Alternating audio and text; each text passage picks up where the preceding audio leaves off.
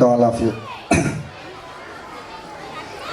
ఈ కార్యక్రమానికి వచ్చినటువంటి అందరికి కూడా మా యొక్క శుభాకాంక్షలు. అదేవిధంగా మా చైర్మన్స్, ఇంకా నా కొలీగ్స్ అయినటువంటి ఇతర బ్రాంచ్ ప్రిన్సిపల్స్ కూడా ఆ యొక్క శుభాకాంక్షలు అందరికీ కూడా.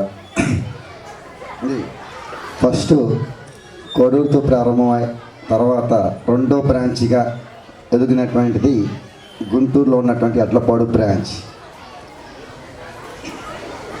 తక్కువ మంది స్ట్రెంత్తో ఈ సంవత్సరానికి మేము ఎక్కువ స్ట్రెంత్గా చేసుకొని దాదాపుగా 200 మంది స్ట్రెంత్ తోటి ఇప్పుడు ఈ స్కూల్కి నడుస్తుందండి.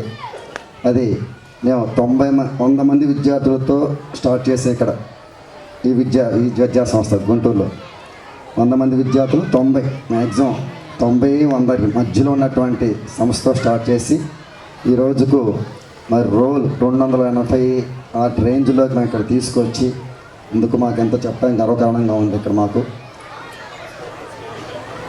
అంతకుముందు ఇక్కడ స్కూల్ అనేటువంటిది ఉంది, కానీ ఈ కార్యక్రమాలతోటి బాగా పేరు పొందిన తర్వాత ఇప్పుడు జీవి అకాడమీ తోటి అనేక బ్రాంచులతో ఇప్పుడు మేము నడుపుతున్నాము. ఇక్కడ ఉన్నటువంటి మేము నలుగురం కూడా 4 బ్రాంచులు ప్రిన్సిపల్స్గా వచ్చాం ఇక్కడికి. ఈరోజు నాకు చాలా ఆనందంగా ఉందండి ఇక్కడ రావడానికి కూడా.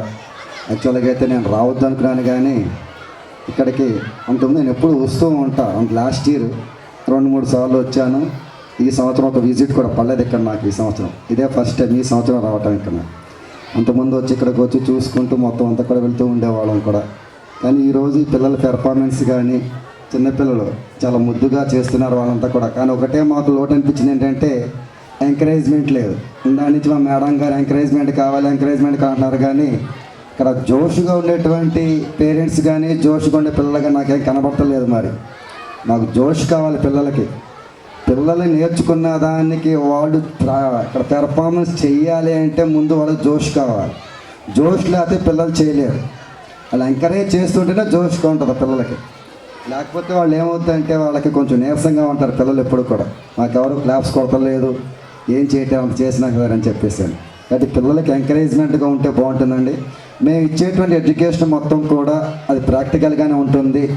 ఆ ప్రాక్టికల్గా కొన్ని అవరోధాలు వస్తున్నప్పటికి కూడా పేరెంట్స్గా మీరు మాకు సహకరిస్తే ఈ విద్యా సంస్థల్ని పిల్లల పట్ల ఎంతో నిబద్ధతగా ఉంటూ పిల్లలకి ఇంకా అనేక కార్యక్రమాలు నేర్పడమే ఎప్పుడు సిద్ధంగానే ఉంటాం అని చెప్పడమే ఎప్పుడు కూడా గర్వపడుతూనే ఉంటాం కూడా ఎప్పుడు కూడా.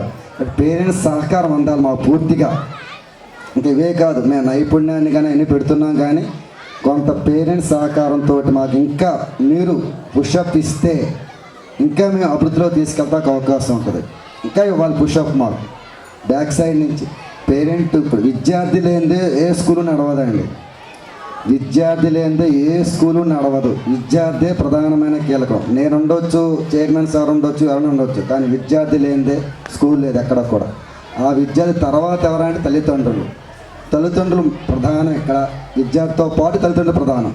ఆ తల్లిదండ్రులు కానీ ఇప్పటికీ బాగా పుషప్ ఇస్తున్నారు మాకు. కానీ ఇంకా ఇస్తే మేము మీ విద్యార్థులను ఎక్కడికో తీసుకెళ్తా కూడా అవకాశం ఉంటుంది.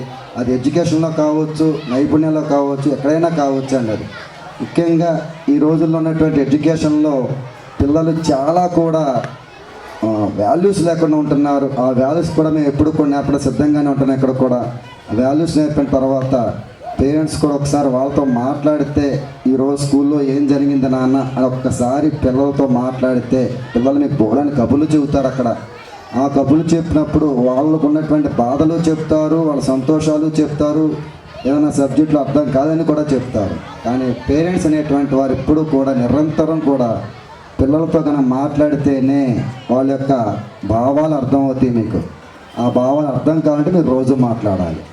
ఏదో స్కూల్లో తీసుకెళ్ళి జాయిన్ చేసాము, మాస్టర్లు చూసుకుంటారు, టీచర్లు చూసుకుంటారంటే మాత్రం వాళ్ళు భావాలు చెప్పుకోవడానికి కొంచెం వెనకాడుతూ ఉంటారు. కాబట్టి పిల్లలు ఎప్పుడు కూడా పేరెంట్స్ వాళ్ళతో మాట్లాడి వాళ్ళ భావాలను అర్థం చేసుకుని వాళ్ళు ఏమైనా మీకు చెప్తే కనుక మాకు తెలియజేస్తే మేము ఎప్పుడూ కూడా దాన్ని సరి చేసుకోవడానికి సిద్ధంగా ఉంటామని చెప్పి చెబుతున్నాను. ఎందుకని చెప్తానంటే ఈ మాట, ప్రతి టీచరు కూడా ఒక విద్యార్థి అండి.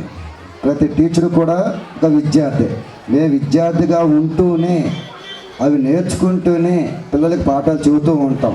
మా సిబ్బంది కూడా అలాగే ఉంటారు. కాబట్టి మీరందరూ కూడా పిల్లలతో మాట్లాడి ఏవైనా వాటి సాధక బాధకాలు ఉంటే కనుక తెలియజేస్తే అవి మేము సరి చేసుకోవడానికి ఎప్పుడు కూడా సిద్ధంగా ఉంటామని చెబుతాం. ఇంకొక విషయం చెప్తాను, మీరు విద్యార్థులకి గుర్తుపెట్టుకోవాల్సిన కొన్ని విషయాలు ఉంటాయి అని కొన్ని మర్చిపోకూడదు. ఎప్పుడు కూడా జీవితంలో విద్యార్థిగా రాణించాలి అంటే కొన్ని గుర్తుపెట్టుకోవాల్సింది. అవి ఏంటి అంటే, ఒకటి జ్ఞానం సంపాదించాలి. మార్కులు కాదు, జ్ఞానం సంపాదిస్తే మార్కులు వస్తూ ఉంటాయి. జ్ఞానం లేకపోతే మార్కులు రావు. తర్వాత మనకు వచ్చేసేటువంటి అలంకరణ ఎక్కువ ప్రధానం ఉండకూడదు. విద్యార్థులకి అలంకరణ లేకుండా చూసుకోవాలి. తర్వాత ఇంకొకటి ఏంటంటే, ఎప్పుడు కూడా నిద్ర ఎక్కువ ఉండకూడదు. చాలా తక్కువ నిద్రపోవాలి. 7 గంటల 8 గంటల నిద్ర చాలు పిల్లలకి. ఈ 3 కూడా గుర్తుపెట్టుకుంటే వాళ్ళ జీవితం రాణిస్తానికి ఇప్పుడు కూడా ఉపయోగపడతాయి వాళ్ళకి. అవి గుర్తుపెట్టుకుని విద్యార్థులందరూ కూడా ఇవి చేస్తే కనుక వాళ్ళ జీవితం భవిష్యత్తు బాగుంటుందని చెప్పేసి ఆలోచిస్తూ ఈ అవకాశం ఇచ్చడం ద్వారా కూడా నమస్కారం తెలియజేస్తూ విరమించుకుంటున్నాను.